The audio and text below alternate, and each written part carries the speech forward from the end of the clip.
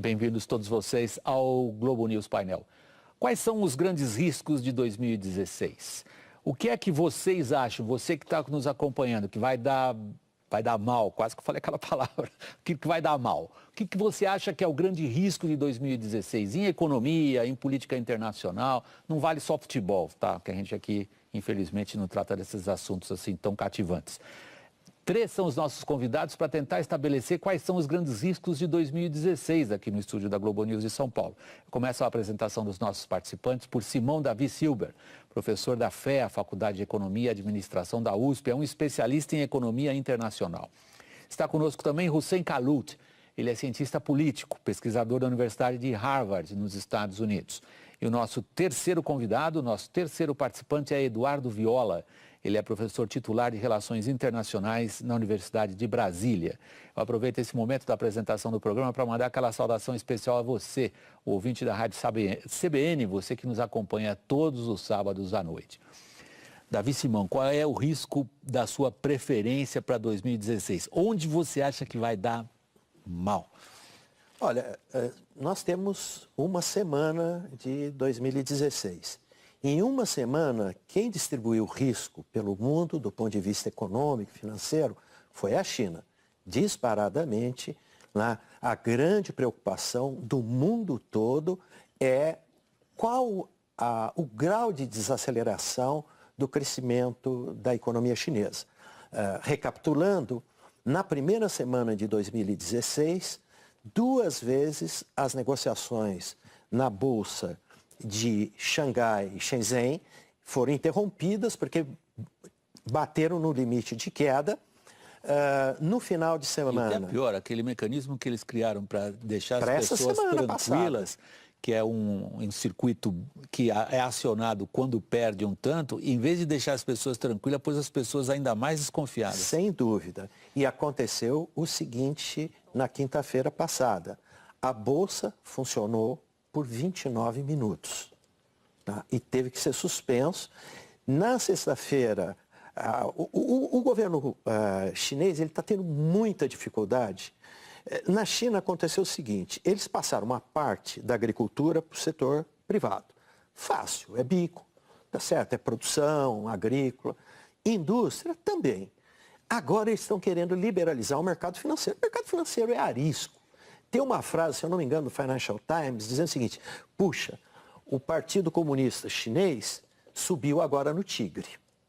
Tá. Agora, to ride a tiger. Em inglês, os ingleses conhecem bem isso, desde que eles começaram riding tigers na Índia. Eu volto a esse assunto e vou fazer logo demais a pergunta para você se esta primeira semana da China diz o que vai ser o resto de 2016 ou não. Você vai pensando... o seu grande risco da sua preferência, Hussein, em 2016. O que é que você acha que vai dar mal mesmo?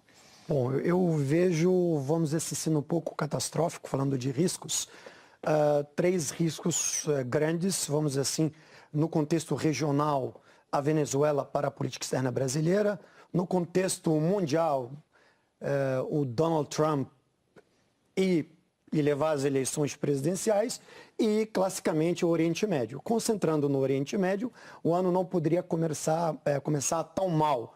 Começa já com o rompimento de relações diplomáticas entre as 2 superpotências regionais, a Arábia Saudita e o Irã.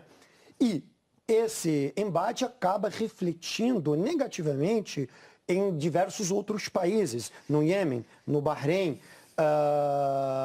no cenário libanês, no Iraque. Na Guerra Civil na Síria. Na Guerra Civil na Síria. Então, a tendência, quer dizer, 2016, seria um ano em que os iranianos iriam implementar a segunda fase do acordo nuclear, em que haveria um eventual consenso entre sauditas e iranianos em torno da crise síria, já que o encontro de Viena seria no final de janeiro. O ano começa efetivamente muito mal. Nós vamos entrar em alguns detalhes. Eduardo Viola, você vê só, esse ano começou mal. Eu já tenho vontade de acabar o ano aqui, 2016, e logo para 2017, porque se a gente considera o que as explanações aqui do Davi Simão, ele diz, a China na primeira semana já mostrou quanto que ela pode aprontar, e aprontou. O Hussein diz, pô, imagina o Trump, presidente dos Estados Unidos, fora o que vai acontecer na Venezuela e olhando para uma área de especialidade dele, que é o Oriente Médio, o que podia dar errado já começou dando errado. Eduardo Viola, você tem alguma coisa para tranquilizar quem está nos assistindo? Porque provavelmente nessa altura o pessoal já foi para a geladeira, foi ver outra coisa. Não, mas chega, esse programa vai me deixar deprimido, não quero nem saber. É o tema mesmo. Olha, eu vejo 4 complexos de riscos, digamos assim. 4? Ele começou com 1, ele pôs 3, você foi para 4. Mas, é dizer, o primeiro coincido, e é o mais importante, o grande driver de produtor de risco mais importante no mundo é a China. A China. Eu concordo totalmente com todo o raciocínio. Só adicionaria um pouco de que provavelmente estamos chegando no limiar onde é possível um regime autoritário gerenciar um capitalismo em grande medida estatal, mas de uma altíssima complexidade, já em termos de sociedade da informação, tá? Com densidade tecnológica e complexidade financeira Os muito outros alta. 3, então, porque esse seria, você falou que tinha 4 riscos. Certo. Esse era Então, 1. Esse é um. Os outros 3? O segundo é o complexo de Médio Oriente, que ele colocou, tem tudo, tem muita coisa. Vamos aí, falar digamos disso assim. também. O terceiro também está relacionado com tudo isto, é o efeito já mais profundo e de longo prazo do baixo preço do petróleo, que tem um efeito gigantesco em inviabilizar várias economias de exportadores do petróleo ou torná-las em uma alta vulnerabilidade de vários tipos, no Golfo Pérsico, Nigéria, Venezuela, Rússia, tá? E que produz transferências massivas de renda a escala mundial, digamos, tá certo?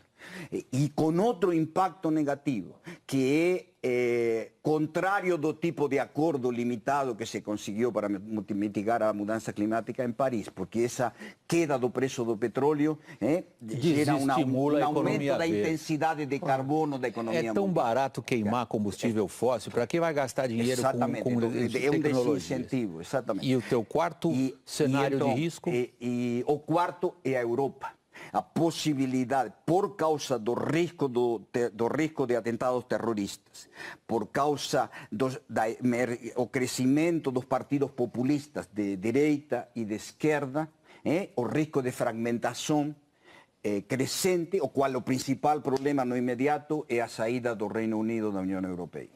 Vamos pegar então aquele cenário que você mesmo descreveu como o mais importante e decisivo, que é o da China, e voltar para essa questão.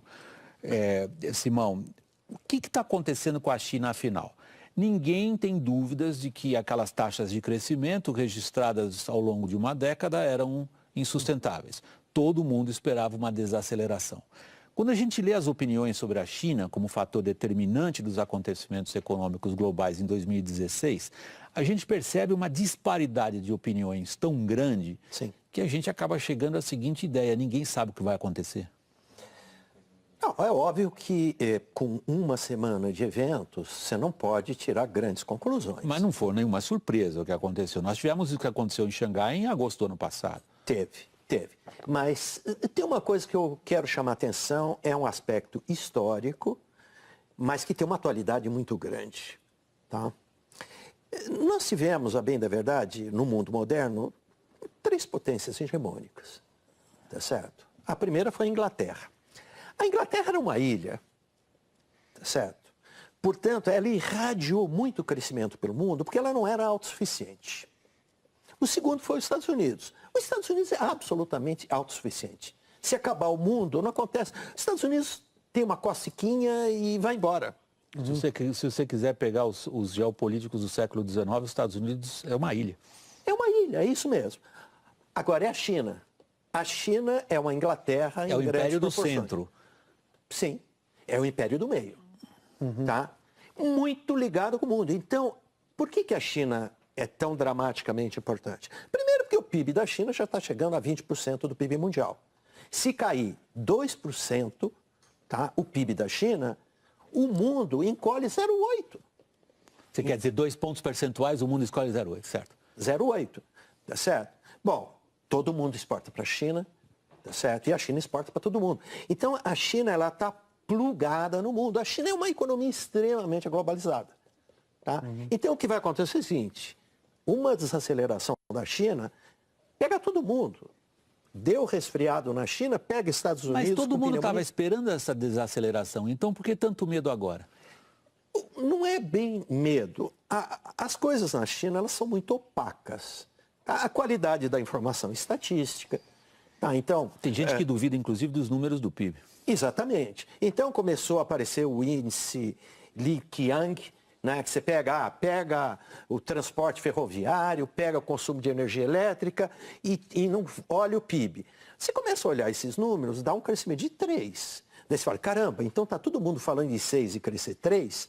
Bom, então aí vale o que o Eduardo falou, o que o Hussein falou, tá certo? Pô, isso vai dar um problemão para Brasil, para Argentina, para Austrália, tá certo? Para a Rússia, para os Estados Unidos, para a Alemanha, que exporta adoidado máquinas para a China.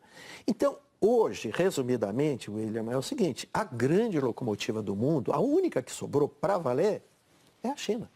Hussein, deixa eu ver um ponto que os analistas internacionais sempre se colocam diante de um dilema quando confrontados com a pergunta que eu vou dirigir a você agora.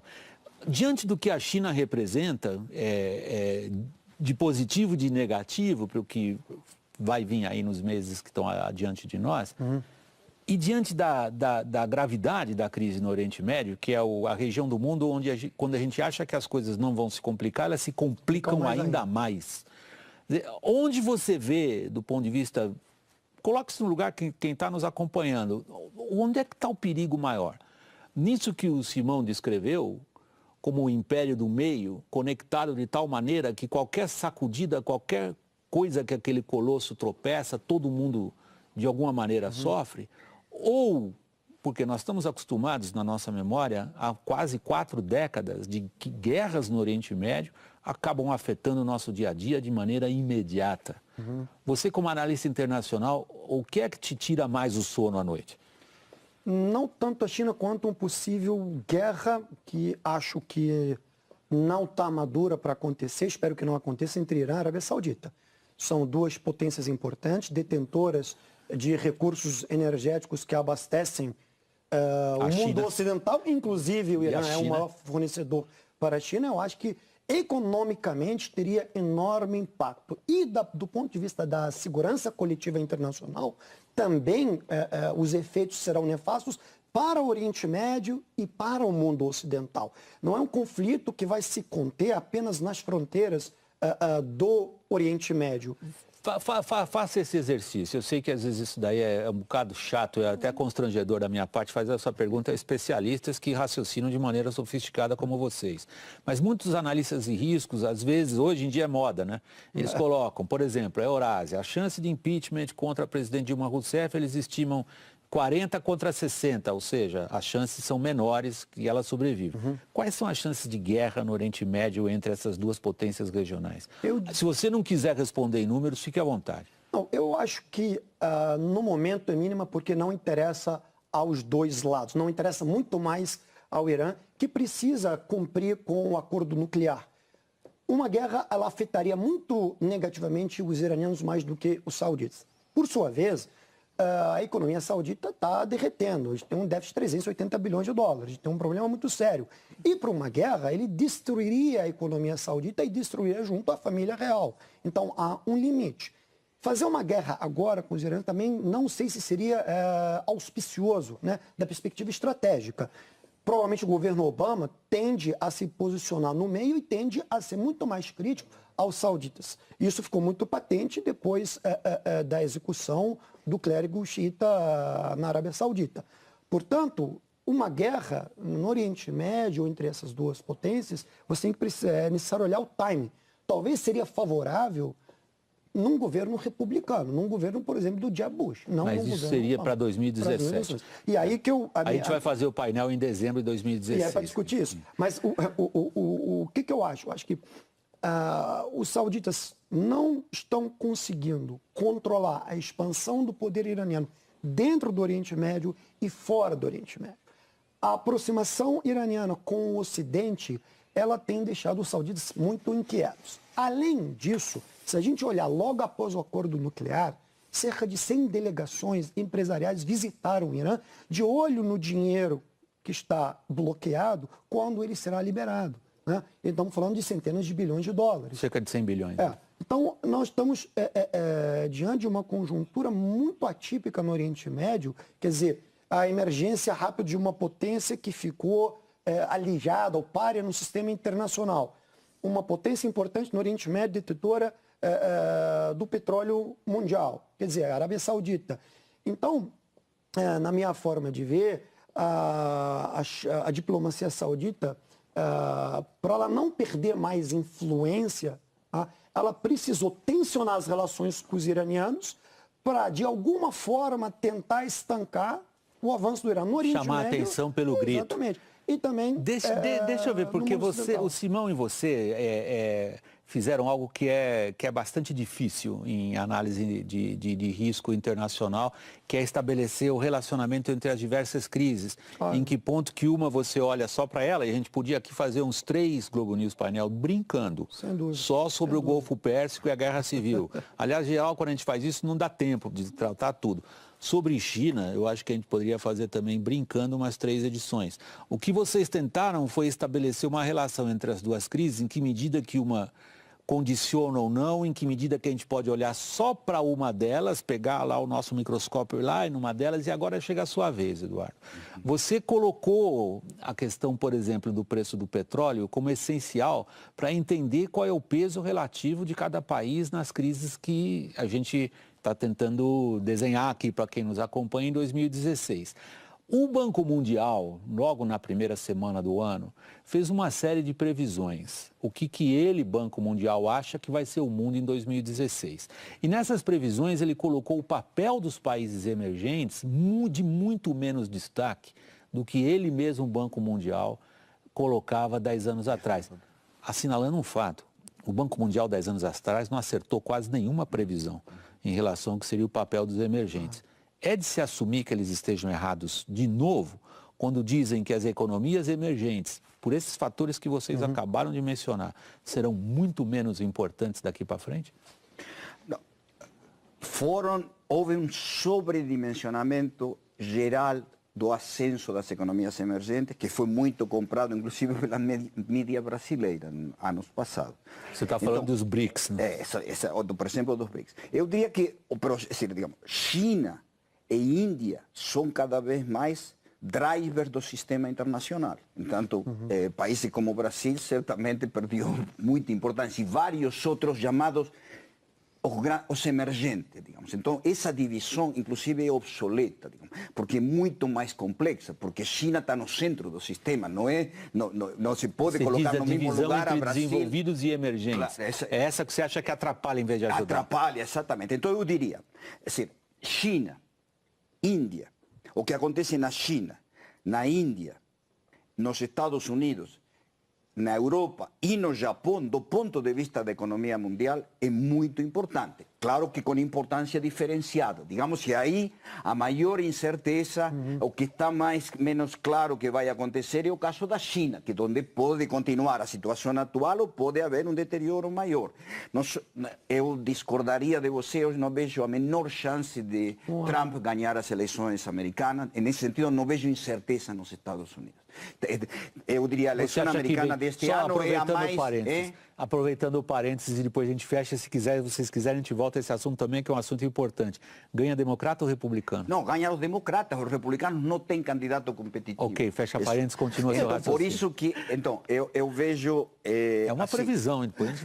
Mas eu coloquei o Trump como possível catástrofe, não como uma real chance de vencer, porque eu acho que ele não tem chance de vencer. Nem é uma possível catástrofe. É decir, a probabilidade é tão baixa que... porque ele não é competitivo na sociedade americana. Ele é competitivo no Partido Republicano. Peraí, a gente volta ao assunto. Eu mesmo desviei a conversa e isso é péssimo. As pessoas estão prestando atenção no seu raciocínio, vem o apresentador, desvia a conversa, aí vocês vão para o outro lado e você não conclui. Então conclua. Você ia dizendo o seguinte, que a divisão entre emergentes e desenvolvidos, ela mais atrapalha do que ajuda as pessoas a entender o que está acontecendo no mundo. Agora, segundo, o Golfo Pérsico, sem dúvida, perde importância no mundo. É um processo secular de declínio do Golfo Pérsico que está associado ao declínio do monopólio ou da proporção muito alta das reservas mundiais de petróleo.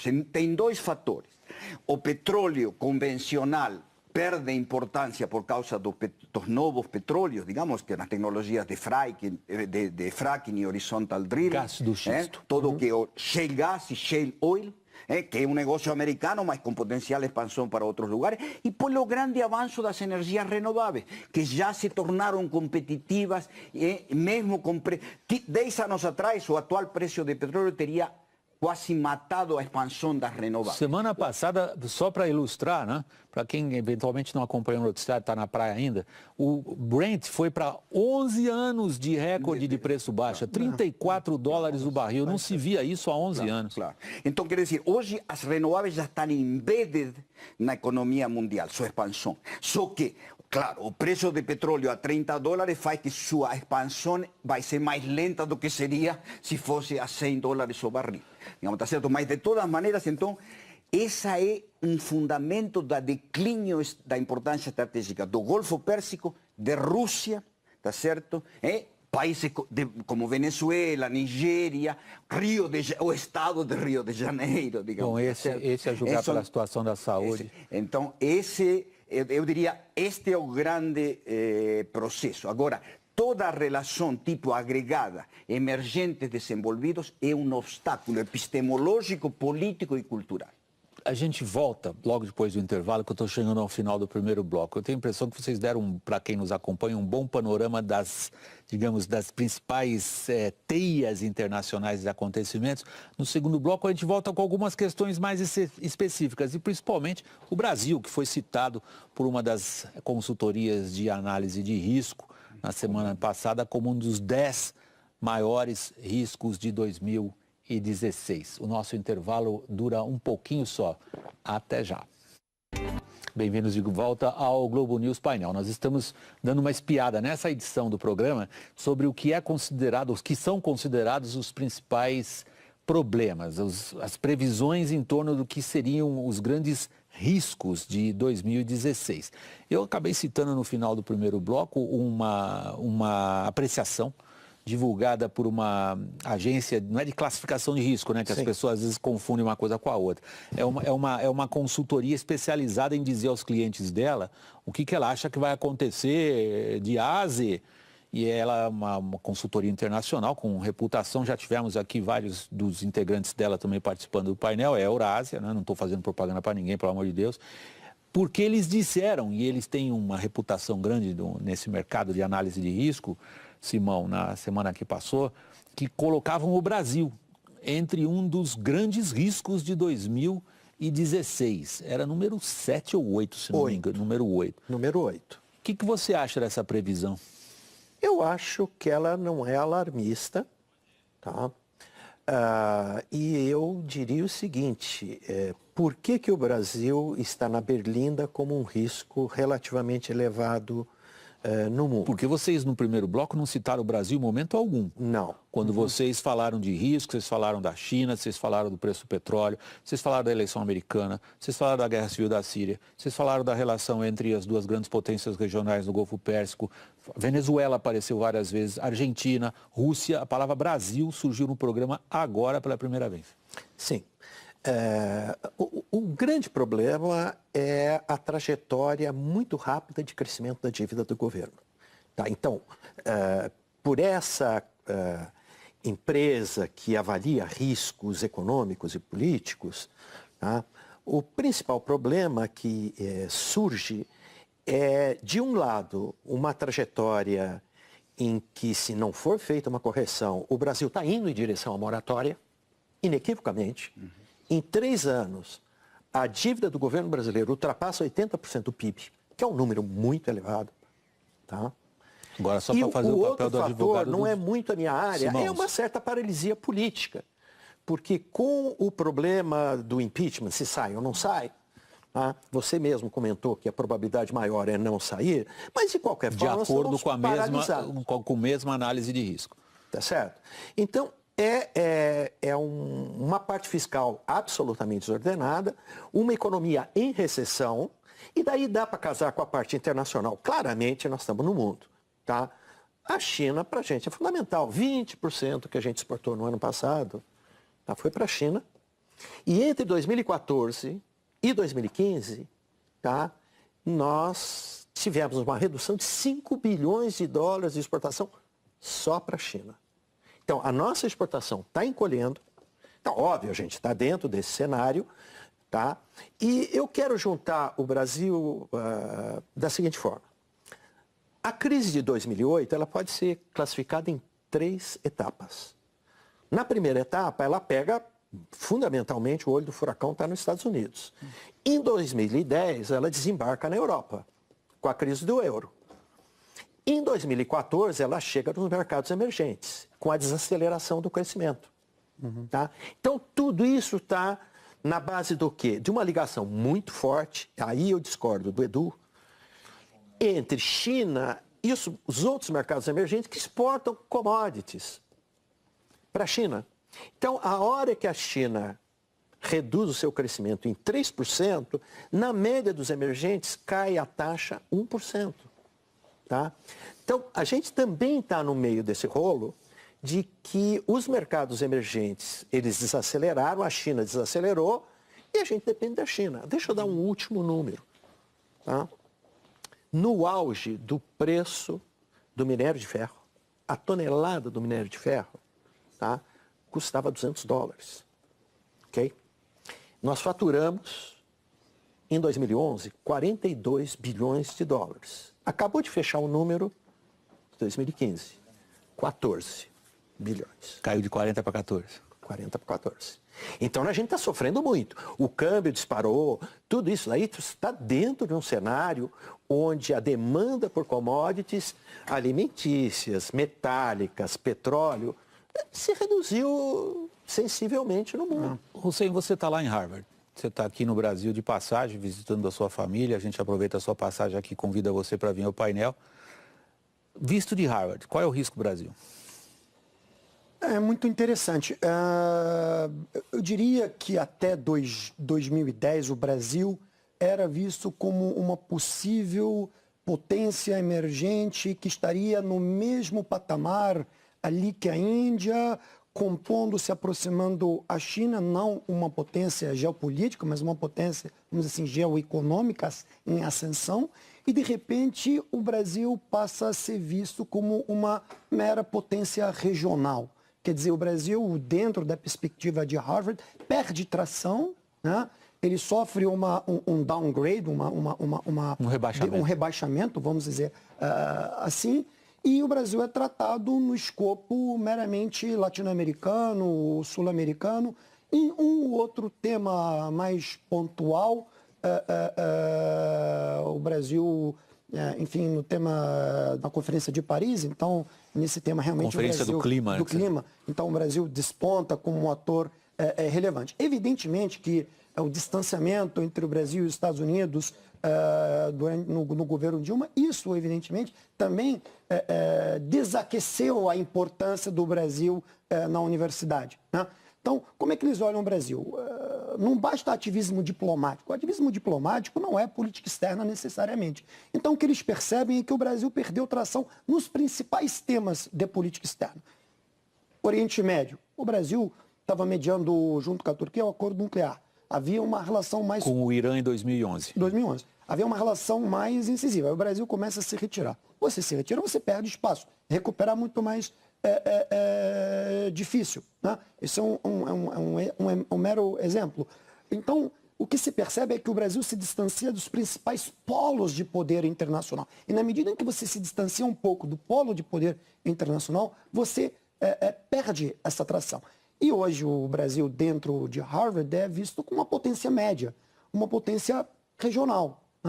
Não é uma potência que é capaz de impactar as grandes decisões macroglobais. A visão deles, com os parâmetros deles. Foi a pergunta que eu fiz, exatamente. Como é que um centro de produção de ideias, de conhecimento, como é famosíssimo como é Harvard, onde você é pesquisador, enxerga a nossa situação? Te dá uma informação muito interessante. Quer dizer, num dado período, o Brasil passou a ser estudado na ciência política, até na economia, das relações internacionais, como uma potência que está se reposicionando no cenário geopolítico internacional, cenário geoeconômico, e de repente o Brasil volta a ser estudado como era estudado nos anos 80, nos anos 90, nos anos 70, como um país que representa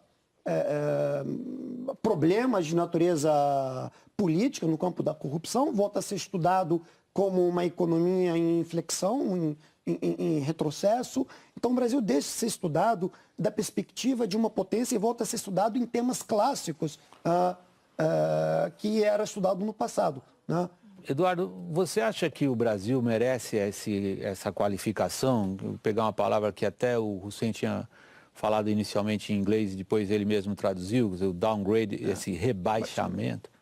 O problema não é, agora está sendo estudado no que realmente é. Houve uma ilusão pela maioria dos acadêmicos internacionais, obviamente super promovida pelo governo brasileiro, sobre a importância do Brasil alguns anos atrás. Mas isso não tinha fundamentos.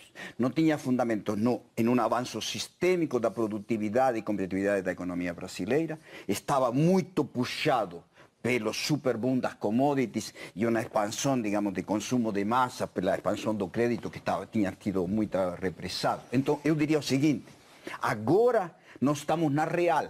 Ou seja, o que houve um erro, e eu não participei desse erro, eu sempre fui crítico, e tenho muita coisa publicada, mas éramos minoritários, sobre que o ascenso do Brasil não era esse ascenso, era um ascenso bem menor. Ou seja, de fato, esse visto de fora parece como o ascenso e declínio do Brasil, mas na verdade o Brasil tinha ascendido muito pouco, e por isso também está declinando pouco.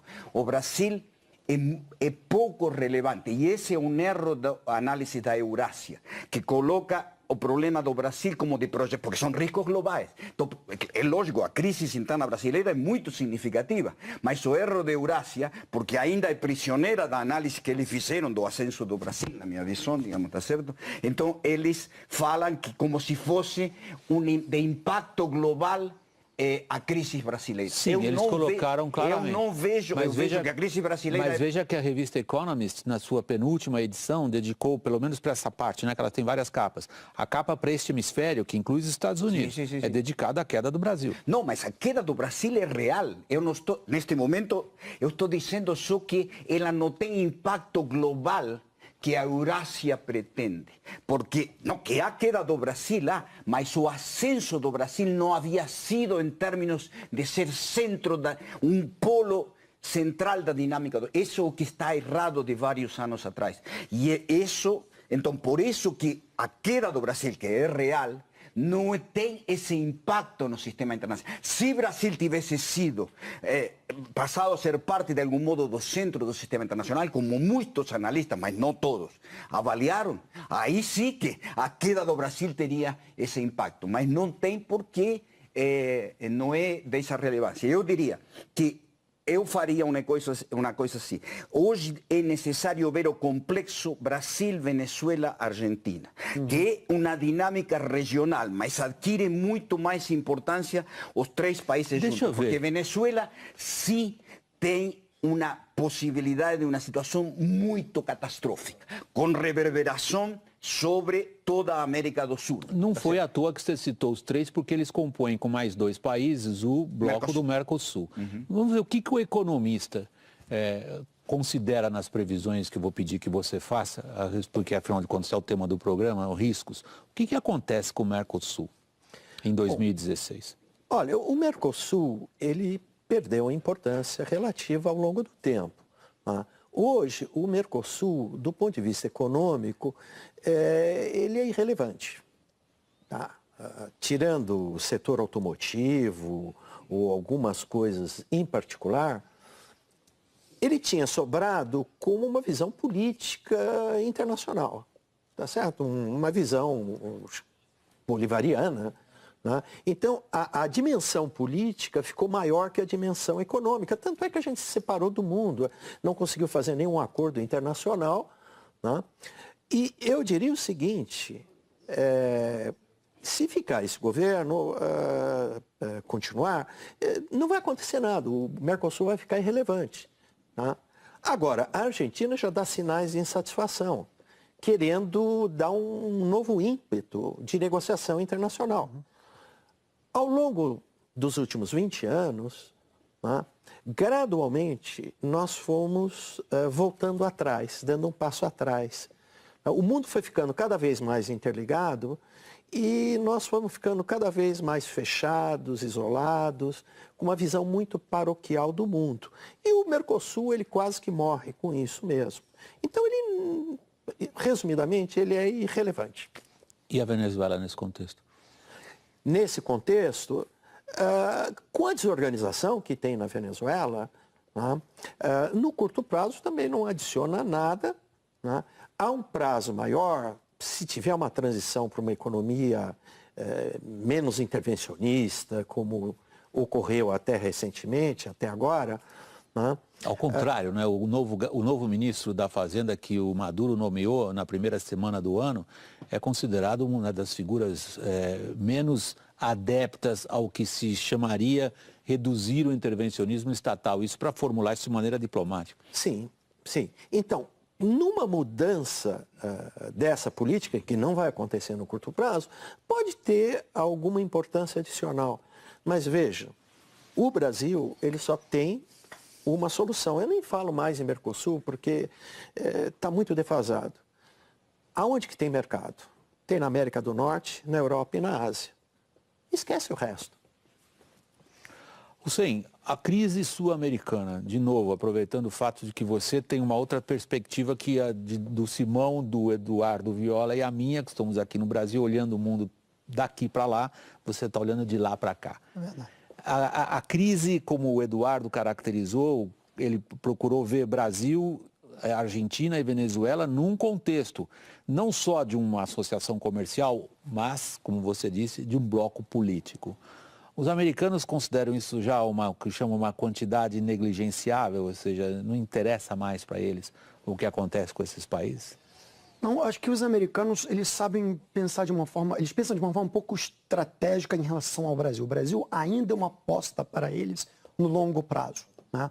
Ainda é uma aposta a longo prazo. O Venezuela, o olhar para a Venezuela é de um país falido, é um Estado falido em todas as suas estruturas, né? A Argentina, ela perdeu muito do seu espaço dentro da agenda americana, até pelo modelo econômico concebido. Quando você falou da na Venezuela, Argentina. você traduziu direto do inglês failed states, porque failed em inglês states, isso é uma expressão pesadíssima. Ela se refere a lugares como Afeganistão, Somália, Sudão, Etiópia. Os americanos estão pondo a Venezuela nessa categoria? Nessa categoria, sem dúvida alguma. Nessa categoria, só falta a Venezuela ir para uma guerra civil. Tem um conflito armado entre oposicionistas e chavistas. Isso já aconteceu. Esse embate, ele já aconteceu algumas vezes, numa escala ainda menor. Mas em termos institucionais, a percepção americana da Venezuela é de um Estado falido, né? Economicamente e politicamente. Essa é a leitura. Agora, claro, quando a gente tenta categorizar Venezuela, Argentina e Brasil, o Brasil é, sem dúvida alguma, descola na percepção estratégica americana dos outros dois atores. Porque eles veem o Brasil com muito mais capacidade de atuação global, de diversificação de suas relações do que os outros dois atores. O Brasil tem mais recursos, vamos dizer assim, de poder, né? Tem um mercado agrícola, você tem um país que tem riquezas relevantes, você tem um país com uma tradição diplomática nos fóruns internacionais. Então, o olhar sobre o Brasil é muito mais cuidadoso e é colocado dentro de uma categoria diferenciada dos outros dois. Então, o Brasil é, na percepção americana, uma aposta para frente, dentro do mapa geoestratégico mundial deles. Eduardo, deixa eu ir para uma fase mais até um pouco assim de provocação a vocês, também ao raciocínio de vocês. Que possibilidade você vê de Maduro não terminar o ano como presidente da Venezuela? Acho que existe uma possibilidade significativa. Por quê? Primeiro porque a oposição já definiu que vai tentar o referêndum revogatório. Aliás, é o caminho que eles têm, digamos, tá certo?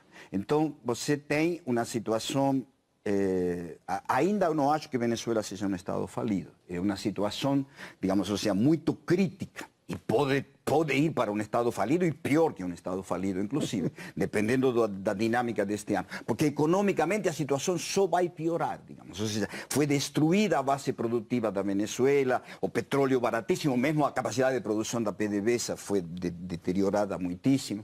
Então, economicamente não tem chance de melhorar, cada vez mais empobrecimento. E você tem 75% da população, basicamente, contrária ao regime e 25% a favor. Só que esse 25% tem as armas. Tem a milícia bolivariana, que tem aproximadamente 400.000 efetivos, inclusive com tanques de guerra, e uma mentalidade fanática. Tem os coletivos chavistas, também um paramilitar light, e depois tem as Forças Armadas.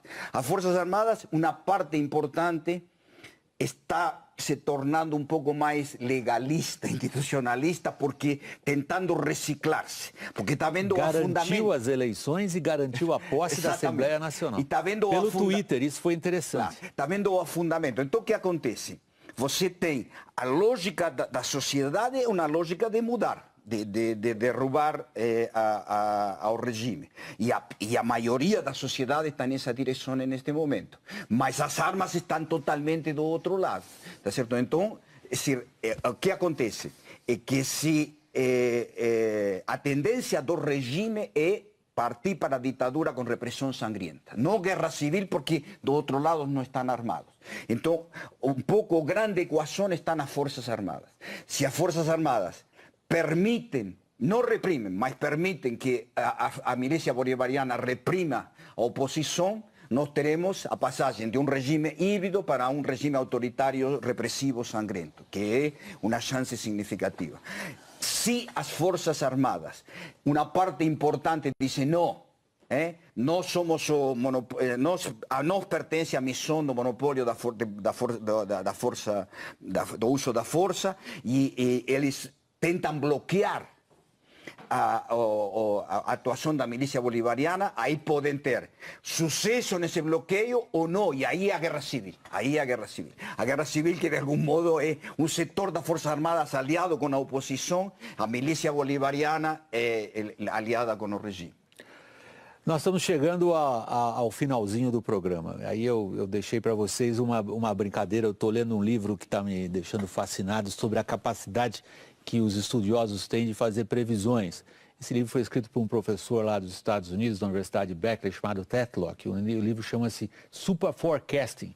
Não está traduzido ainda, recomendo, aliás, aos editores brasileiros que traduzam, que é uma leitura divertidíssima. É quanto que quem faz previsões acerta, na verdade. E esse professor faz uma piada engraçadíssima no livro. Ele diz que é uma piada, vocês não vão se ofender. Ele diz que depois de estudar durante 20 anos previsões feitas por especialistas em economia, em relações internacionais, em comportamento de mercados, eles acertam tanto quanto alguém que pega um chimpanzé simpático, dá para o chimpanzé um monte de dados e o chimpanzé joga os dados na parede. Ele diz que, estatisticamente falando, as previsões feitas por prazo de 1 ano ou 2 são tão certas quanto um chimpanzé atirando dardos na parede.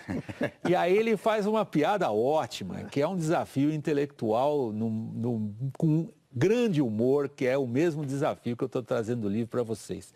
Vocês acham que nas previsões que vocês fazem, vocês ganham do chimpanzé? Não. Em economia, como a gente tem uma tradição de muita quantificação já há muito tempo, está muito claro, está bem estabelecido na profissão que a coisa mais ingrata possível é fazer previsões. Então, imagina o que foi o nosso programa hoje, tá certo? Nós falamos um programa cheio de previsões. Tá certo, tá cheio de previsões. Mas não se esqueça o seguinte, nós estamos com uma população mundial de aproximadamente 7 bilhões de pessoas, dos quais todo dia alguém toma uma decisão, eu vou falar da minha parte, da parte econômica. Você acha que por mais sofisticado que seja o modelo, a gente tem capacidade de previsão? Não, não tem. Obrigado pela sinceridade, Simão. Você acha que o pessoal em casa que nos acompanha, acho que é o que mais aprecia é a franqueza de vocês. E aí, como é que você se sente fazendo previsões? Bom, do Oriente Médio, eu diria que eu consigo ganhar do chimpanzé por uma razão muito simples. Escalar as coisas é muito fácil no Oriente Médio. Agora, restaurar a ordem é muito mais lento. E, sem dúvida nenhuma, o início do ano extremamente turbulento, acho que a tensão vai permanecer no ar. Acho que o problema do fenômeno do terrorismo, que o Viola chamou a atenção logo no início, é um problema sério. Do fechamento da Europa. Do fechamento da Europa. Nem tivemos tempo de falar disso. E aí um problema grave, porque, bom, e ao fim, o que você vai fazer com a Síria? O que vai acontecer com o ISIS, ou os combatentes terroristas que estão vinculados ao ISIS? E o que está acontecendo é o início do ISIS em outros lugares, né? Boa parte dos combatentes estão indo para a Líbia, que é um estado falido, e é muito fácil eles se instalarem lá, e outra parte está indo para o Afeganistão. Quer dizer, a tendência é piorar. Eduardo, uma frase. Uma frase. Não, se fosse para 20 anos que a gente estivesse falando, perdemos do chimpancé. Em um ano, nós todos, as diversas visões complementares e antagônicas que nós colocamos, ganhamos do chimpancé. Pessoal, diante de tantas previsões, eu queria colocar um pouco de bom humor no final do programa. Afinal de contas, o ano está só começando, ninguém quer começar o ano de cabeça baixa. E não, tomara que a gente não tenha que passar pelo que foi previsto aqui, tomara que todo mundo erre. O painel está terminando, eu agradeço aqui aos nossos 3 convidados, começando por Simão Davi Silva, professor da FEA, Faculdade de Economia e Administração da USP. O Simão é um especialista em economia internacional. Agradeço a Hussein Kalut, ele é cientista político, pesquisador da Universidade de Harvard, lá nos Estados Unidos. E agradeço em terceiro lugar a Eduardo Viola, professor titular de Relações Internacionais da Universidade de Brasília. Muito obrigado a você que começou o ano nos acompanhando nessa edição do Globo News Painel. Espero vocês o resto do ano inteiro. Vamos lá, os outros fatos e imagens que marcaram a semana. Até logo.